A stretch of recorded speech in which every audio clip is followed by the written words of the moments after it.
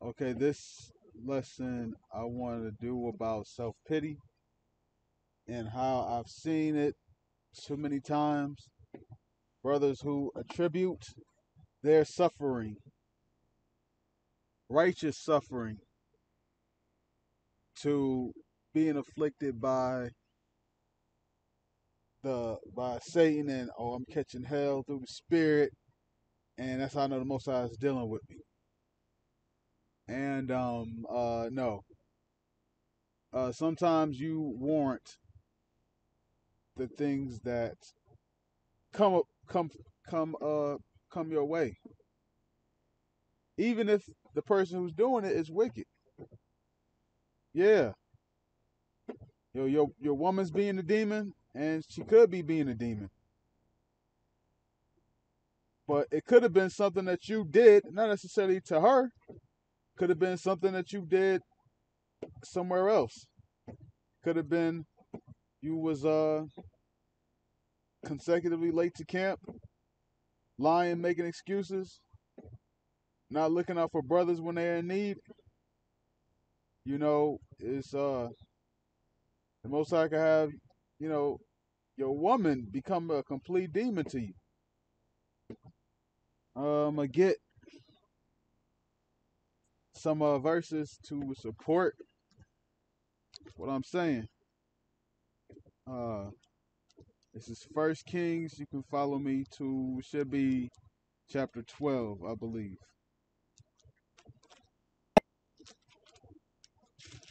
First Kings chapter 11, Salakia. 11 and verse. I'm gonna start and I have to skip.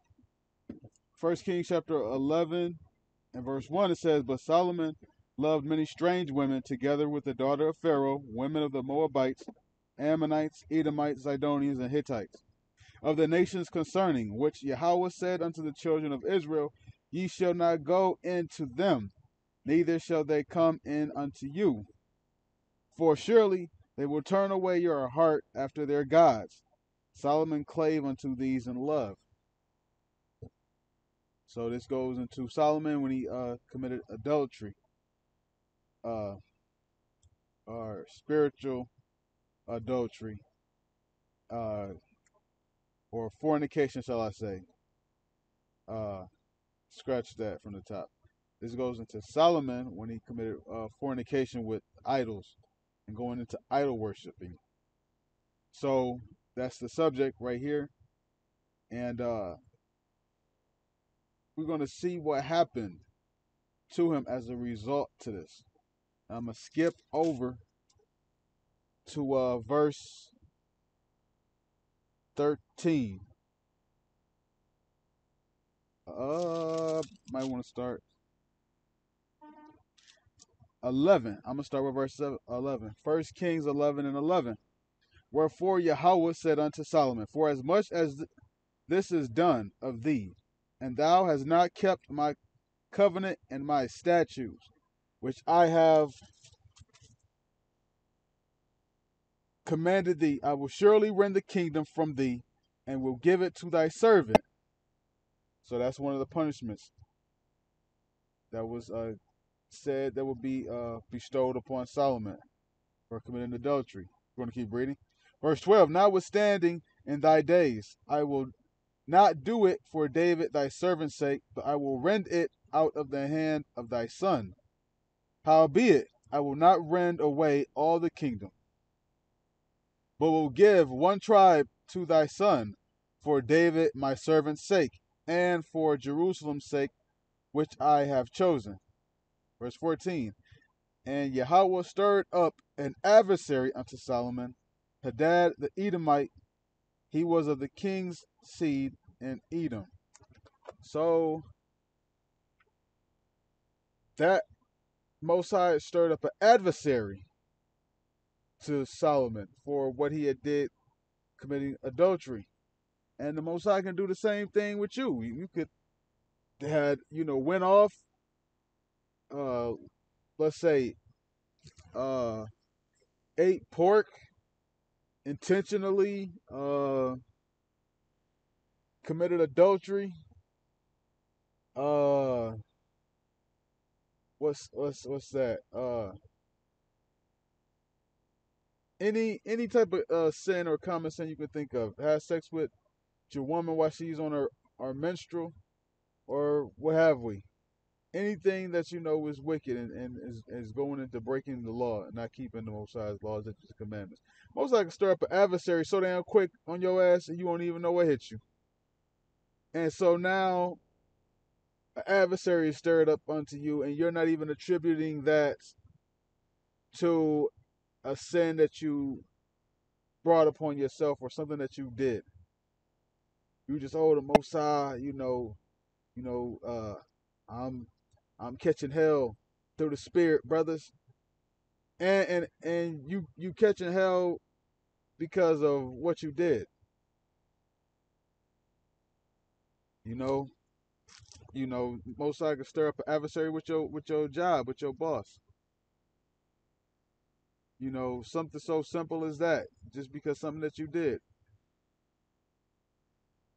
And now I'm gonna read this in Lamentations. This is Lamentations, chapter 3, and verse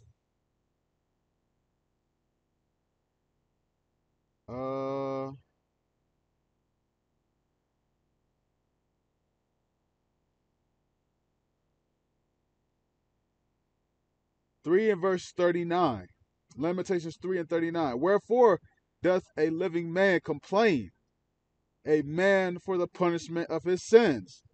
How you gonna sit here complaining about the punishment for your sins when you suffering and you going through what you going through because you sinned?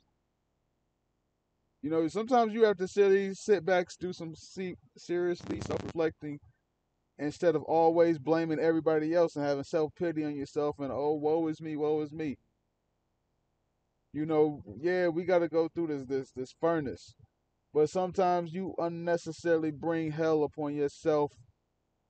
It's not, and the hell that you catch isn't always going to be directly related to the hell that you dished out. You could have did something like, you know, I don't know, let's say, you turned away a widow or something like that, or something that, you know, uh, somebody who was in need and they were sincere and they came unto you, you turned them away. It doesn't necessarily mean that it's the same thing that happened to you. Most I could, strike you with a sickness or illness, and you can't get rid of it. And you thinking, and you might not even necessarily have the discernment to understand that you're sick because of what you did. You know, I'm gonna read it again. It says, "Wherefore doth a living man complain, a man for the punishment of his sins?" Because we deserve whatever hell that we went through. We deserve it. Best believe we deserve it. Job, the book of Job. Job felt like he did not deserve. You know, he didn't want to live. He felt like he was right. Bad stuff's supposed to happen to evil people. I'm righteous. I'm good. Everything that any punishment that we get, we deserved it. You got a flat tire, guess what? You deserved it. You might not know why. You know how you as a child, you get a whooping and your parents tell you why you getting a whooping. Sometimes, you might not be able to hear what the spirit is telling you and understand why you getting this chastisement. Okay, you keep getting fired from your job, that could be chastisement for someone else. You want to make sure you always constantly examine yourself in this thing, and you got to take that mirror. You know, modern day people, they really take a physical mirror and they just love looking at themselves. You got to actually look at yourself and look for your flaws and try to make them, you know, deal with them and try to make them go away. Work on them.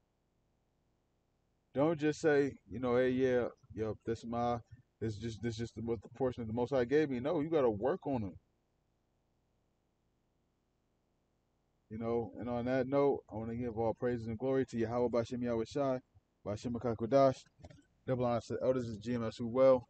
Peace, salutations, and shalom.